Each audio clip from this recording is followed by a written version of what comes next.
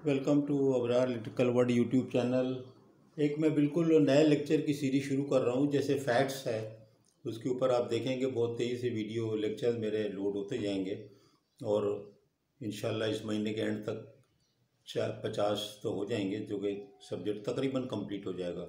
उससे मैंने दो किस्म की वो रखे हैं एंगल्स। एक तो ये है कि जो फील्ड में लोग हैं, जो हम लोग जो मैथमेटिक्स से डरते हैं, तो उनके लिए मेरा तरह सिंप्लीफाइड है।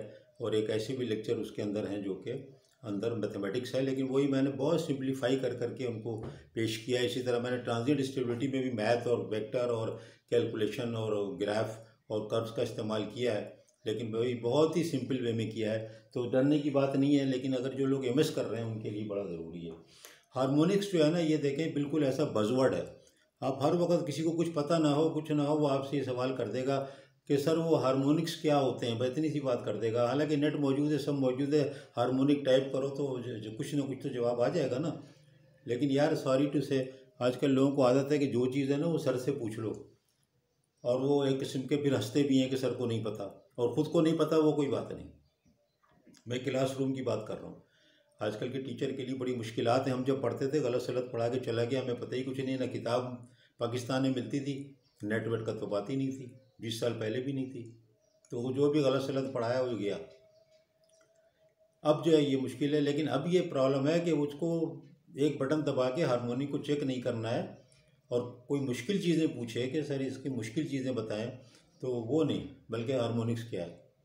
बहरहाल तो मैं हारमोनिक्स पे एक पूरी सीरीज़ करूँगा, 10, 12, 15 लेक्चर तो होंगे, क्योंकि बड़ी इंपॉर्टेंट है। तो इसका ताल्लुक जो है फिर पावर क्वालिटी से भी है, और पावर क्वालिटी का मैं बता दूं, उस पर कुछ लेक्चर्स करूँगा मैं। पावर क्वालिटी भी, ये भी एक कहना चाहिए कंट्रोवर्शियल टर्म है, क्योंकि पावर कहते हैं, बहुत से साइंटिस्ट रिसर्चर कहते हैं पावर क्या चीज़ है। क्वालिटी वोल्टेज की होगी, क्वालिटी करंट की होगी, क्वालिटी फ्रीक्वेंसी की होगी, उनकी बात करो, उन्हीं को कंट्रोल करना होता है। पावर तो उसका एक एंड रिजल्ट है। आप समझ रहे हैं मैं क्या कह रहा हूँ? तो गौर करिएगा इस बात पे कि इस पे भी होता है कि पावर क्वालिटी क्या, क्वालिटी ऑफ वोल्टेज होगी कि जो घर में आ रहा है, उसके बाद क्वालिटी ऑफ करंट होगी, क्वालिटी ऑफ मोटर होगी, क्वालिटी ऑफ जनरेटर होगा, उसके अंदर हार्मोनिक्स ना पैदा हो, डिस्टॉर्टेड वेव जनरेटर ना बना रहा हो। ट्रांसफार्मर जो है उसके अंदर जब आप उसको ऑन ऑफ करते हैं, स्विचिंग करते हैं, ट्रांजिएंट पैदा होते हैं, उनके अंदर कम से कम डिस्टॉर्शन हो, तो क्या कंट्रोल कर रहे हो? वोल्टेज कंट्रोल कर रहे हो, करंट कंट्रोल कर रहे हो, डिज़ाइन कंट्रोल कर रहे हो, इंडक्टेंस, कैपेसिटेंस, इनकी बात हो रही है ना, इनकी क्वालिटी की बात हो रही है। कि जहाँ आपने बताया चौक कोयल आपका देखा ट्यूबलाइटों में जो लगा होता है कि ऐसा गर्म हो रहा है जैसे कि वो हीटर लगा हुआ है।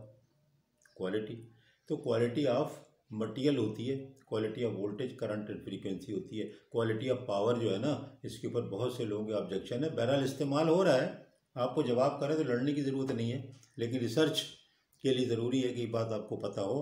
और यही मैं कहता हूँ कि हर बात को चैलेंज भी हमें करना चाहिए। हमें सिर्फ ये नहीं समझ लेना चाहिए कि ये किसी गैर मुल्की ने कहा है, जैसे हम अपने टर्म में कहते हैं कि गोरे ने कह दिया है, तो ये कोई आसमानी सहीफ़ा नहीं होता है। इंजीनियरिंग में कुछ भी आप कह सकते हैं और अपना आइडिया पेश कर सकते हैं। तो हार्मोनिक्स को बता रहा हूँ, देखें ये आपके पास एक वेव फॉर्म ब्लू वाली है, ये डिस्टॉर्टेड है।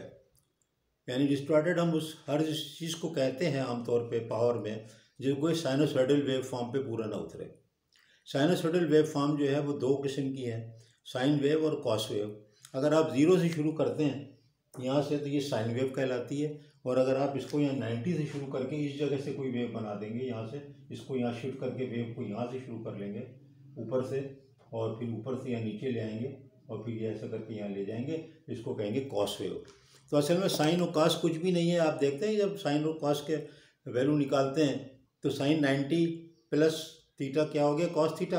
तो 90 डिग्री मैंने आगे कर दिया ना, 90 डिग्री आगे कर दिया, कॉस वेव हो गई। साइन 90 प्लस थीटा बराबर कॉस थीटा, 90 आगे करो, यही वेव को यहाँ से शुरू करो, sine wave cos theta, cos wave हो गई।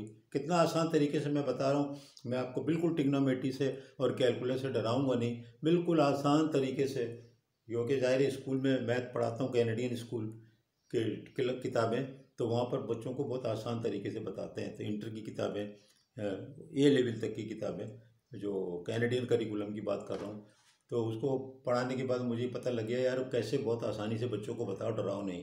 अब यहाँ भी एक ऐसी चीज़ मैं अल्टीमेटली आपको बताऊँगा जिससे कि मैं भी डरता, आप भी डरते हैं, वो अभी बताता हूँ। आप कहेंगे हाँ यार ये तो मैंने कभी गौर ही नहीं किया।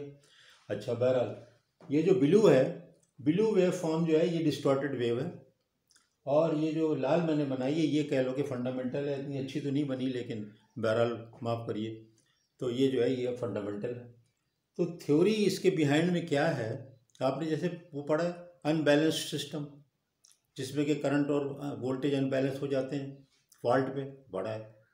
उसमें क्या था, उसमें ये था कि any set of unbalanced vector can be resolve into 3 balanced set of vectors, one is positive, one is negative, one is the zero, और उनका नाम था पॉजिटिव नेगेटिव जीरो सीक्वेंस। वही यहाँ पर थ्योरी है, वो वही तो नहीं कह रहा, वही तो ना कहें, लेकिन कह लें उसी किस्म से, वही तो नहीं, उसी किस्म कि कोई भी अगर डिस्टॉर्टेड वेव है तो वो हमेशा कॉम्बिनेशन होगी multiple number of the sine waves. पहले मैंने बता दिया साइन कॉस एक होती है, उसके झगड़े में कभी ना पड़ना, वो बस 90 डिग्री आगे करो कॉस वेव हो जाती है, वहाँ पे कर्सर को यहाँ ले आओगे कॉस वेव हो गई है, कोई मसला नहीं। अब साइन वेव साइनोसॉइडल वेव की हम हमेशा बात करते हैं। अब ये जो चीज़ लिखी है ऑल डिस्टॉर्टेड वेव्स और कॉम्बिनेशन ऑफ साइन वेव और कॉस वेव, तो अगर कॉस वेव को अभी भूल जाओ, आप बस इतना याद रख लो कि साइनोसॉइडल वेव, साइन वेव का मतलब है साइनोसॉइडल वेव, तो इसका कोई कन्फ्यूजन ना करें इससे। तो यानी कोई भी डिस्टॉर्टेड वेव है उसको आप n number of, n can be any number, n number of sinusoidal wave form में ड्रॉ कर सकते हैं। उनका जो टोटल नेट रिजल्ट आएगा that will be the distorted wave form, और वो जो होंगी डिफरेंट फ्रीक्वेंसी की होंगी, डिफरेंट एम्पलीट्यूड की होंगी। वो जो multiple of the wave form होंगे वो डिफरेंट मैग्नीट्यूड और डिफरेंट यानी एम्पलीट्यूड और डिफरेंट फ्रीक्वेंसी की भी होंगी।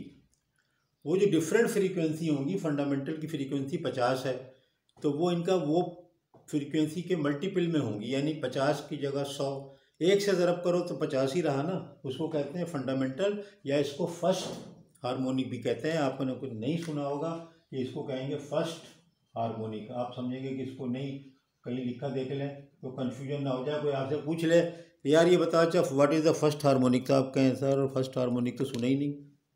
फर्स्ट हार्मोनिक कुछ नहीं है, 50 इंटू 1 50 ही रह गया ना, 60 इंटू 1 60 रहा ना, that is the fundamental frequency, that is the first harmonic. और उसका एक और नाम भी है प्रिंसिपल वेव फॉर्म या प्रिंसिपल वेव, ठीक है ना, फंडामेंटल के बजाय प्रिंसिपल।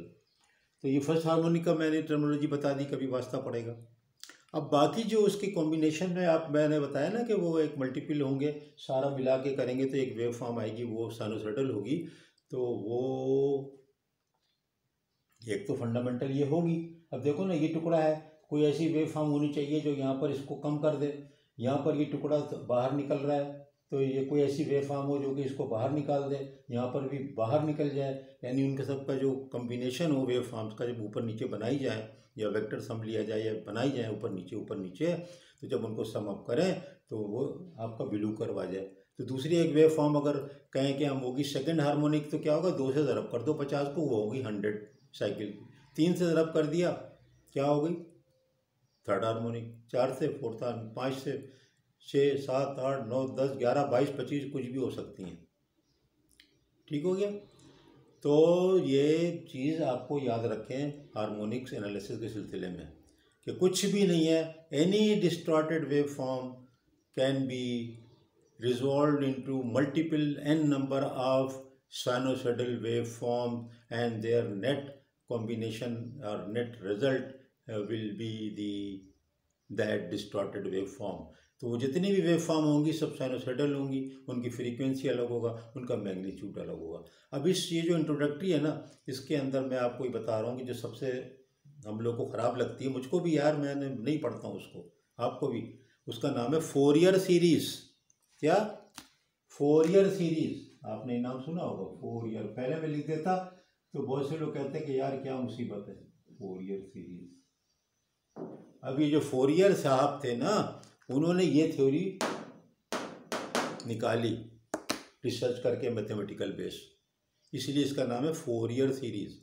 फोरियर सीरीज़ का मतलब ये 1 2 3 4 ये मल्टीपल पे जो वेव फॉर्म बनती चली जा रही है ना, इन सबको जब सम अप करेंगे, यानी first harmonic plus second harmonic का वोल्टेज प्लस थर्ड हार्मोनिक का voltage plus fourth harmonic, fifth harmonic, sixth harmonic, सब साइनसॉइडल है, उनको जब सम अप करेंगे तो you will get A distorted wave form का वोल्टेज। तो वो जो सीरीज़ बनी ना, फर्स्ट सेकंड थर्ड फोर्थ, आप देखें, आप किताब में जा करके उल्टा देखें, जो मैं कितना आसानी से बता रहा हूँ, तो आप कहें हाँ यार ये यही तो बताया है। लेकिन जब यार किताब में देखो तो वाकई बहुत मुश्किल लगता है, फ़ौरन किताब बंद कर देते हैं हम लोग, मैं खुद ही कर देता हूँ बंद, अभी तक भी मुझे मज़ा नहीं आता है। लेकिन जब से मैंने इस चीज़ों को समझ लिया और मैंने पढ़ाना शुरू कर, समझाना शुरू कर दिया, तो इतने आसान तरीके से मैंने आपको बताया। ये फोरियर सीरीज़ है भाई, इतनी सी बात है फोरियर सीरीज़ की, कुछ भी नहीं है, फोरियर ने ये चीज़ निकाली। ठीक है, तो अब मैं क्या करूँगा कि अब इसमें जो मैंने बातें की कि कितने टाइप के हार्मोनिक है, हार्मोनिक का कॉजेस क्या है, हार्मोनिक के नुकसानात क्या हैं, किस चीज़ में कहाँ पर कौन सी हार्मोनिक्स होती हैं, ठीक है, ऑर्डर ऑफ हार्मोनिक्स क्या है, एम्पलीट्यूड ऑफ हार्मोनिक्स क्या होता है, ये सारी चीज़ें जो है ना मैं आहिस्ता आहिस्ता आपको 10-12 वीडियो बना के दूंगा, और बिल्कुल यही आसान तरीका होगा, कोई आपको बड़े ज़बरदस्त मैथ में इंशाल्लाह फंसाने वाला नहीं हो। बहुत शुक्रिया आपका।